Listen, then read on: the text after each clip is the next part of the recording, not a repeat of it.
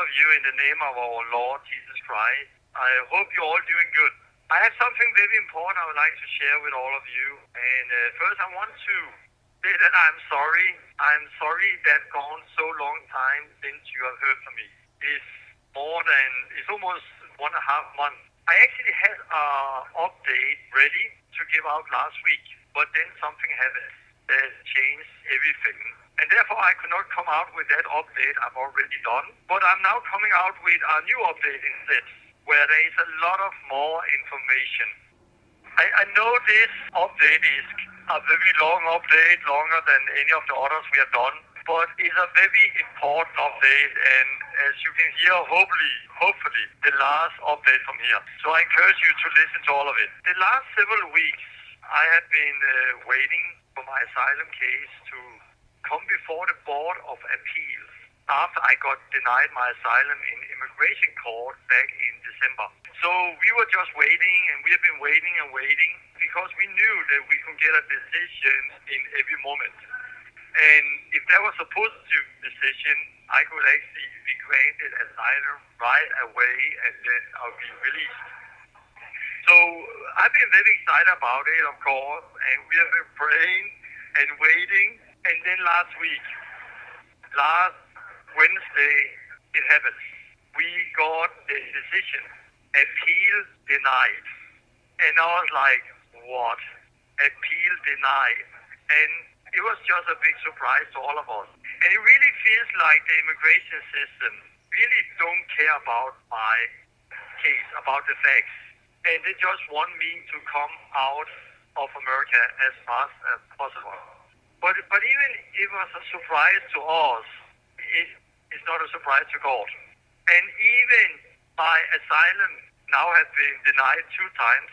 I'm actually still excited because something happened last Wednesday, and God spoke to me. And so many things have happened since. But before I share how God spoke to me and what happened there last Wednesday, I want to say that we will keep fighting the appeal. Even though it got denied, we will continue to the federal court. We don't stop here. And I know someone say, Torben, don't you think it's time to give up? Or think that this must prove, Torben, that you actually don't have a case here. Because first you lost, or your appeal got denied in the immigration court, and then you lost the appeal for retrial.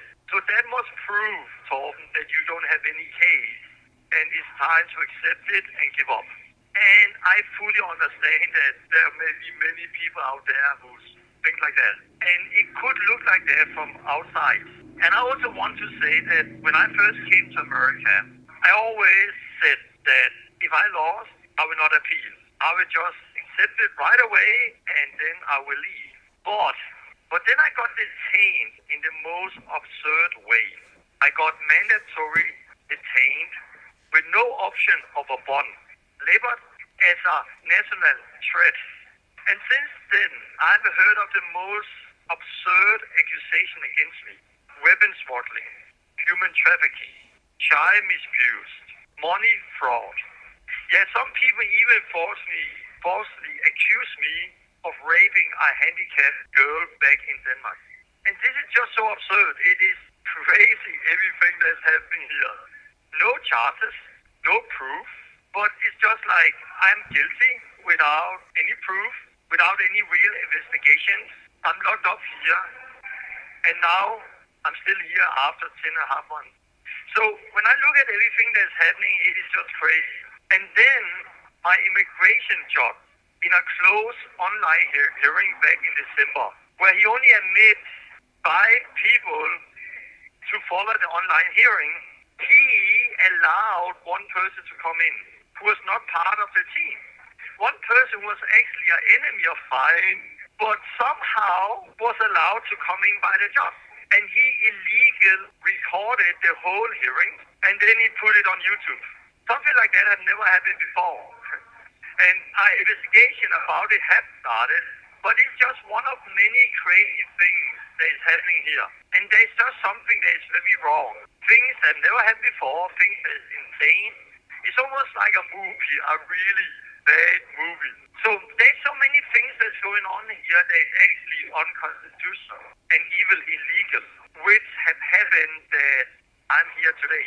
And even we have a lot of evidence of all of these things and where it's coming from and how it's actually connected back to Denmark. I'm still locked up after 10.5 months. So I know with no doubt that I have a very strong case. And that is why I don't stop here. That is why we keep fighting. Another reason that we don't give up and we want to take it to the federal court is that I never felt I received a fair trial in the immigration court. When the judge denied my case back in December, the first thing he said was that I overstayed. And that was also one reason that they denied my appeal. And I've heard that also from the immigration people here that I overstayed. And they've been saying that to journalists who have asked why I'm in jail. But it's just not true. At least not according to the truth and to my papers. When I came to the United States, it was on an ESTA visa. And that meant that I could stay here for 3 months legal in the country. In those 3 months, I spent many hours with my lawyer to find out what my options were. And then when I decided to seek asylum, I took the time to gather the evidence. And then I sent in the papers. And I sent them in within those 3 months I had. My lawyers have also told me it was very, very important that we send the document in within those 3 months if I should have any chance to get asylum, because if you go after those 3 months, you have almost already lost. And we did it. We sent the papers in. I received the papers, the receipt, 1 week before the ESTA expired. And we thought everything was good, but no. Why? Because a crazy thing happened. And first, the thing that happened proved that those people who are now behind the lies that have brought me here with human trafficking, weapons smuggling, they already that time, 4 years ago, was busy spreading lies. And already that time, they were in contact with immigration. Why? Because what happened was that they have contacted immigration 4 years ago saying that I should have committed economic fraud, taking money from sick and elderly people, which of course is a lie. But already that time, immigration believed the lie, and without me hearing about it, without any real investigation or proof, they canceled my ESTA in the middle of the 3 months period I had. And from that moment, according to their papers, I was illegal in the country and had therefore overstayed. But according to my papers and the truth, I was legal in the country and did not overstay. And it just shows how insane all of this is. So my lawyers and me, we thought everything was as it was supposed to be. And it was, according to the truth. But according to the lies of the same people 4 years ago, already that time, I lost my case. This is at least how it feels like. And that is also one reason I want to take it out of the immigration court into the federal court to have some other eyes to look at what is happening. So it just shows a little of what we are up against. This is not just a normal immigration case. So when you see the big picture and everything that is happening, you know that it's the enemy who really wants to stop me from preaching the gospel in America. There's no doubt about it. And even people can think, Torben, you lost your case, time to give up. We are not going to give up. We will keep fighting. Because God is the one who has the last words, and He has not said that we should give up. The same week I got denied my appeal in the immigration court, we actually had a very positive decision from the federal court. I want to explain that. On April 28th, we actually filed a lawsuit in the federal court to petition my unlawful and prolonged immigration decision here. This kind of lawsuit is called writ of habeas corpus. And it's a very difficult name to say. And it argued that my imprisonment is unconstitutional. And it's important to get out there that it was first time in all of this time that my case was brought before the federal court. And that is outside the immigration court. So first time ever we had our case in front of a federal court. Within one business day, the federal court issued a very strong decision ordering director for the Department of Homeland Security's division in charge of my imprisonment to justify why I'm still detained. Our response so far is just unheard of. And this is just so positive for us. It's really, really good. And again, it was first time my case was brought before a federal court, and I received a very positive decision within just one day. But then what happened? The very next day, the Board of Appeal dismissed my appeal, and this is just so frustrating, to say the least. But it is not the final decision, and I cannot be deported until the federal court had the chance to review the facts of my case. So as you hear, there's just many, many things going on at the same time, and we will now go higher. We will bring my case before the federal court. Because as you can hear, I don't feel I've got any real change in the immigration court with everything that's going on here.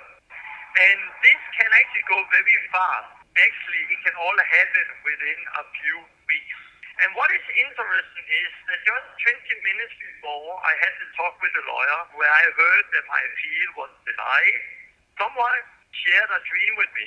A dream that got back in October, but they just felt they should share now. And in that dream, God spoke and said that I would be released and that this season I'm in now will be over in the month of May. And it was actually a confirmation for some things I had in my heart. So now we will see. But it really looked like in the end of May that this season is coming to an end. Wednesday, when I heard that my appeal was denied and we decided to go higher, I also heard that it will only take maybe 2-3 weeks or 4 weeks. So that is in the end of May. So it is very interesting what is happening now. But then something special happened. As soon as I put the phone on, God spoke to me very clear, and I want to share that. But first, just one more thing. I had an update I already wrote. I was ready to share last week, but then, as I said, I needed to put it out. But in that update, I wanted to share 2 examples from the Bible that came to me a week before. The first was Acts 16, where we read how Paul and Silas was in jail and how God, in an amazing way, got them out of jail. With an earthquake, the chains fall off. And it's just a beautiful testimony when we read what happened in Acts 16. And we love testimonies like that. But then God reminded me of Acts 28, how God is not doing the same with Paul later. There we actually read how Paul was 2 years in a house arrest. And there was no earthquake. There was no chains falling off. That did not come out a strong testimony how God just set Paul free. But even we did not see it like that. God was actually doing some amazing things through that time, and it brought a lot of fruit. How? Because it was in that time Paul wrote Ephesians, Philippians, Colossians, Philemon. And we would not have had those 4 letters today. There has been a huge blessing all over the world for 2,000 years, a big blessing for me. And we would not have had those letters if God had let Paul come out right away, like he did in Acts 16. And then it was God spoke to me and said, sometimes we see it as a miracle where it happened right away and it become a testimony. But other times, he let us stay because he wanted to write something and bring out teaching. And this is what I have been busy with. I have been writing so much. Writing like I've never been writing before. But then back to the day last week. When I was finished with the conversation with the legal team last Wednesday, I said, God, what now? God, it looked like I would be here at least 3-4 weeks more. And then God spoke to me. And he said, now, Paul, you write the book. And I said, what? But God, I've just been busy writing a lot of things the last days. And I just finished another big project. But then God spoke again and said, Bob, now you write the book. And when he said that, I knew exactly what he wanted me to do. The book. The book out of the teaching God had been revealing to me in here. Since last Wednesday, I have been writing 12 chapters already. And this is what I've been doing last week. I've been writing 12 chapters in this book, and it is so good. I am so excited about this book. It is teaching God has been revealing to me in here, and it's just a big confirmation of a prophecy I actually first got when I came in here. A prophecy that said that God had put me here because he wanted to use me to help to restore the gospel back to the church and to bring reformation to the church and revelation of Jesus Christ to the people in America.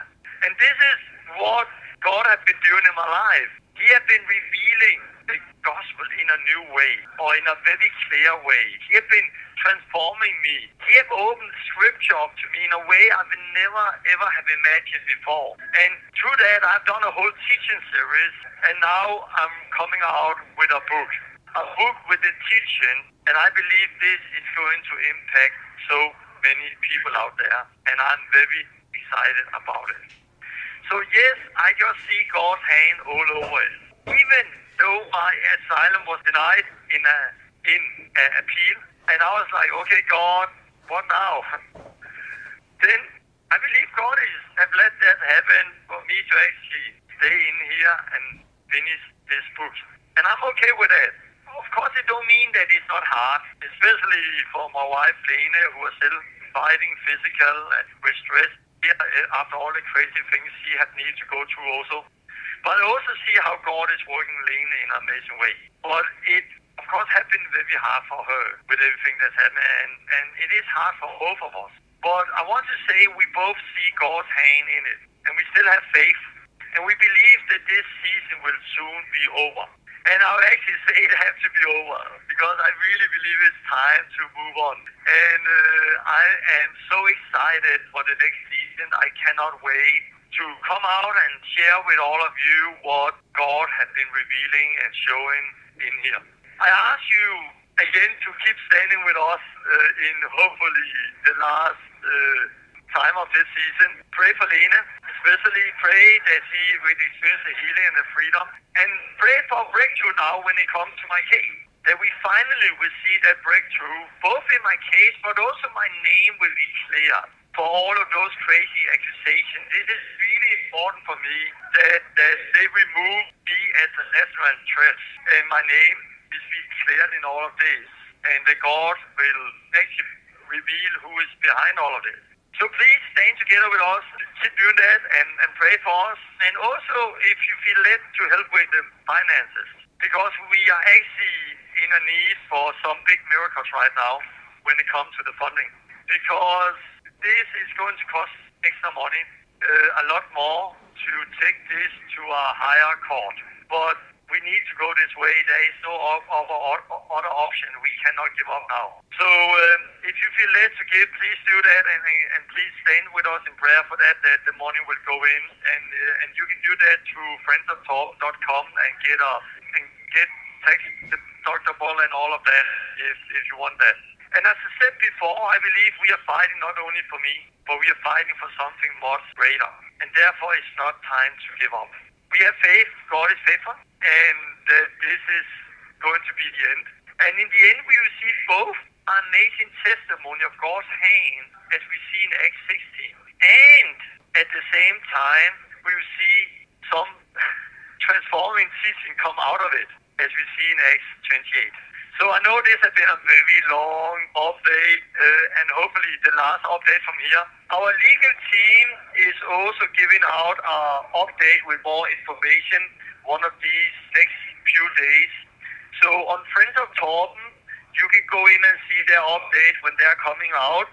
And again, you can also support us in there. But God bless you all out there. Love you a lot and look so much forward to see you face to face and tell about what God has been doing. And I send the greeting from my family to all of you also. Thank you for keep praying for us, keep supporting us. We love you. Thank you for staying together with us. Let's see a revival and a breakthrough like never before. Blessings. Hej hej.